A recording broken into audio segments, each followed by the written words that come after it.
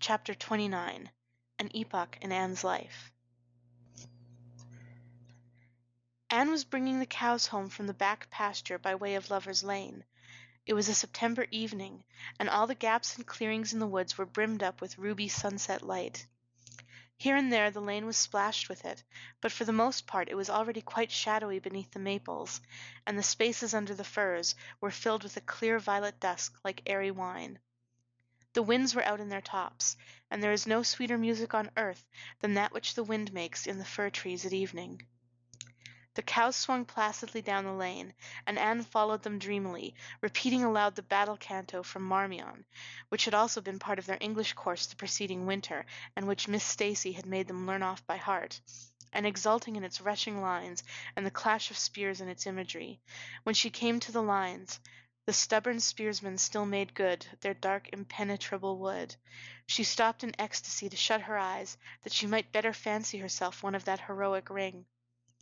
When she opened them again it was to behold Diana coming through the gate that led into the berry field, and looking so important that Anne instantly divined that there was news to be told, but betray too eager curiosity she would not.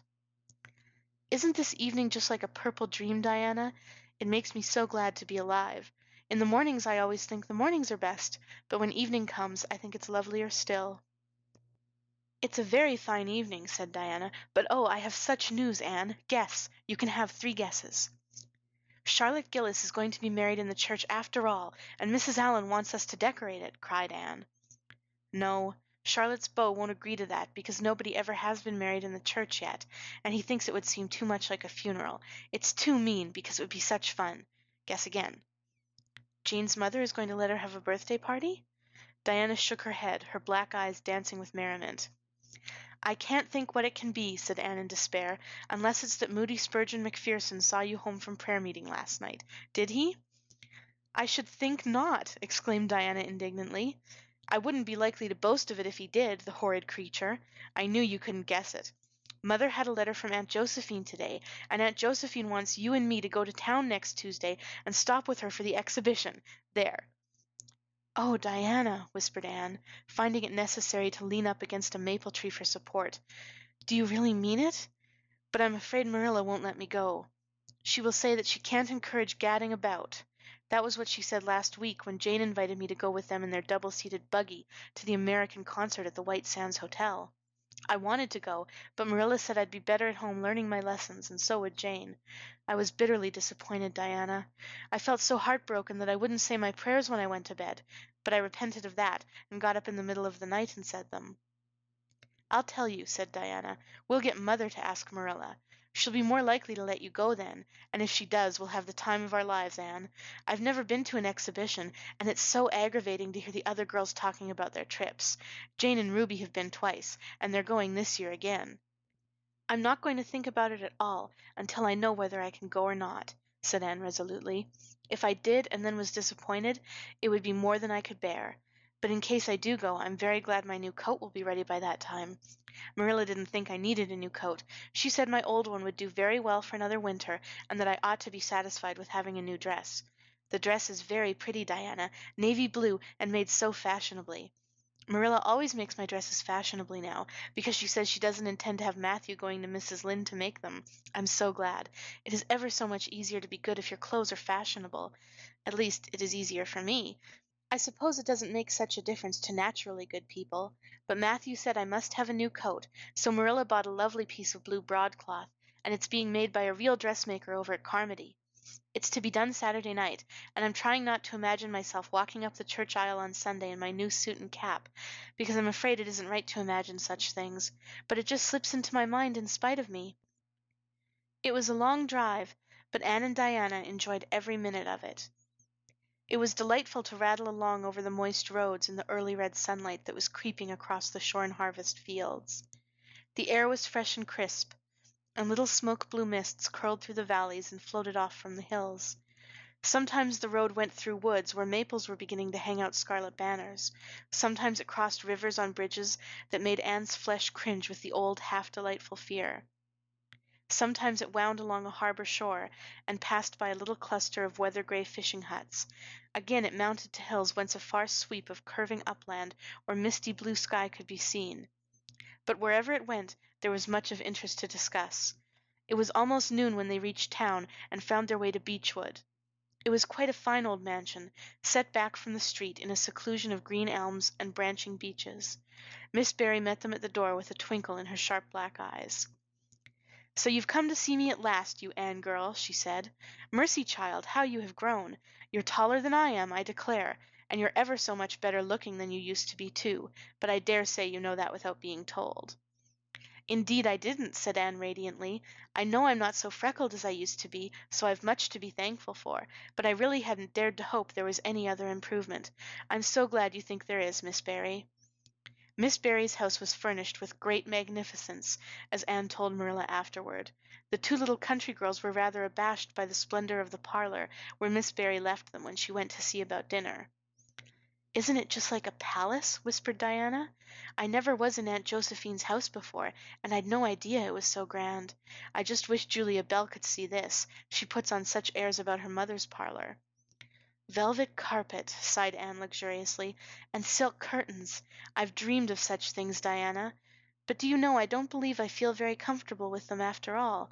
There are so many things in this room and all so splendid that there is no scope for imagination. That is one consolation when you are poor. There are so many more things you can imagine about." Their sojourn in town was something that Anne and Diana dated from for years. From first to last it was crowded with delights. On Wednesday Miss Barry took them to the exhibition grounds and kept them there all day.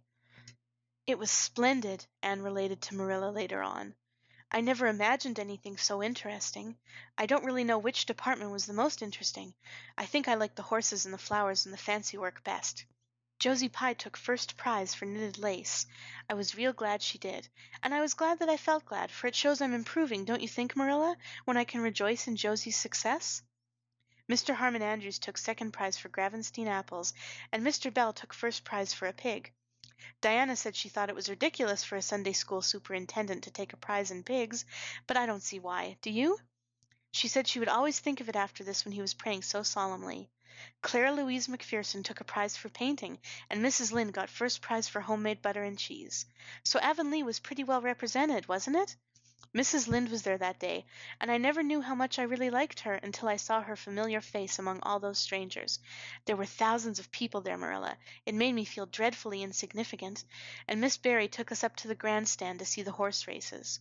Mrs. Lynde wouldn't go. She said horse racing was an abomination, and, she being a church member, thought it her bounden duty to set a good example by staying away. But there were so many there, I don't believe Mrs. Lynde's absence would ever be noticed. I don't think, though, that I ought to go very often to horse races, because they are awfully fascinating. Diana got so excited that she offered to bet me 10 cents that the red horse would win. I didn't believe he would, but I refused to bet, because I wanted to tell Mrs. Allan all about everything, and I felt sure it wouldn't do to tell her that. It's always wrong to do anything you can't tell the minister's wife. It's as good as an extra conscience to have a minister's wife for your friend. And I was very glad I didn't bet, because the red horse did win, and I would have lost 10 cents. So you see that virtue was its own reward. We saw a man go up in a balloon. I'd love to go up in a balloon, Marilla. It would be simply thrilling. And we saw a man selling fortunes. You paid him 10 cents, and a little bird picked out your fortune for you. Miss Barry gave Diana and me 10 cents each to have our fortunes told. Mine was that I would marry a dark-complected man who was very wealthy, and I would go across water to live. I looked carefully at all the dark men I saw after that, but I didn't care much for any of them, and anyhow I suppose it's too early to be looking out for him yet. Oh, it was a never-to-be-forgotten day, Marilla. I was so tired I couldn't sleep at night. Miss Barry put us in the spare room, according to promise. It was an elegant room, Marilla, but somehow sleeping in a spare room isn't what I used to think it was. That's the worst of growing up, and I'm beginning to realize it. The things you wanted so much when you were a child don't seem half so wonderful to you when you get them. Thursday the girls had a drive in the park, and in the evening Miss Barry took them to a concert in the Academy of Music, where a noted prima donna was to sing. To Anne, the evening was a glittering vision of delight. Oh, Marilla, it was beyond description. I was so excited I couldn't even talk, so you may know what it was like. I just sat in enraptured silence. Madame Selitsky was perfectly beautiful and wore white satin and diamonds, but when she began to sing I never thought about anything else. Oh, I can't tell you how I felt, but it seemed to me that it could never be hard to be good any more. I felt like I do when I look up to the stars. Tears came into my eyes, but oh, they were such happy tears. I was so sorry when it was all over, and I told Miss Barry I didn't see how I was ever to return to common life again. She said she thought if we went over to the restaurant across the street and had an ice cream it might help me. That sounded so prosaic, but to my surprise I found it true. The ice cream was delicious, Marilla, and it was so lovely and dissipated to be sitting there eating at 11 o'clock at night. Diana said she believed she was born for city life. Miss Barry asked me what my opinion was, but I said I would have to think it over very seriously before I could tell her what I really thought. So I thought it over after I went to bed. That is the best time to think things out. And I came to the conclusion, Marilla, that I wasn't born for city life and that I was glad of it. It's nice to be eating ice cream at brilliant restaurants at 11 o'clock at night once in a while, but as a regular thing, I'd rather be in the East Gable at 11, sound asleep, but kind of knowing even in my sleep that the stars were shining outside and that the wind was blowing in the firs across the brook. I told Miss Barry so at breakfast the next morning, and she laughed. Miss Barry generally laughed at anything I said, even when I said the most solemn things. I don't think I liked it, Marilla, because I wasn't trying to be funny, but she is a most hospitable lady and treated us royally. Friday brought going home time, and Mr. Barry drove in for the girls. "Well, I hope you've enjoyed yourselves," said Miss Barry as she bade them good-bye. "Indeed we have," said Diana. "And you, Anne girl?" "I've enjoyed every minute of the time," said Anne, throwing her arms impulsively about the old woman's neck and kissing her wrinkled cheek. Diana would never have dared to do such a thing and felt rather aghast at Anne's freedom. But Miss Barry was pleased, and she stood on her veranda and watched the buggy out of sight. Then she went back into her big house with a sigh. It seemed very lonely, lacking those fresh young lives. Miss Barry was a rather selfish old lady, if the truth must be told, and had never cared much for anybody but herself. She valued people only as they were of service to her or amused her. Anne had amused her, and consequently stood high in the old lady's good graces. But Miss Barry found herself thinking less about Anne's quaint speeches than of her fresh enthusiasms, her transparent emotions, her little winning ways, and the sweetness of her eyes and lips. "I thought Marilla Cuthbert was an old fool when I heard she'd adopted a girl out of an orphan asylum," she said to herself, "but I guess she didn't make much of a mistake after all. If I'd a child like Anne in the house all the time, I'd be a better and happier woman." Anne and Diana found the drive home as pleasant as the drive in, pleasanter indeed, since there was the delightful consciousness of home waiting at the end of it. It was sunset when they passed through White Sands and turned into the shore road. Beyond, the Avonlea hills came out darkly against the saffron sky. Behind them the moon was rising out of the sea that grew all radiant and transfigured in her light. Every little cove along the curving road was a marvel of dancing ripples. The waves broke with a soft swish on the rocks below them, and the tang of the sea was in the strong, fresh air. "Oh, but it's good to be alive and to be going home," breathed Anne. When she reached the log bridge over the brook, the kitchen light of Green Gables winked her a friendly welcome back, and through the open door shone the hearth fire, sending out its warm red glow athwart the chilly autumn night. Anne ran blithely up the hill and into the kitchen, where a hot supper was waiting on the table. "So you've got back," said Marilla, folding up her knitting. "Yes, and oh, it's so good to be back," said Anne joyously. "I could kiss everything, even to the clock.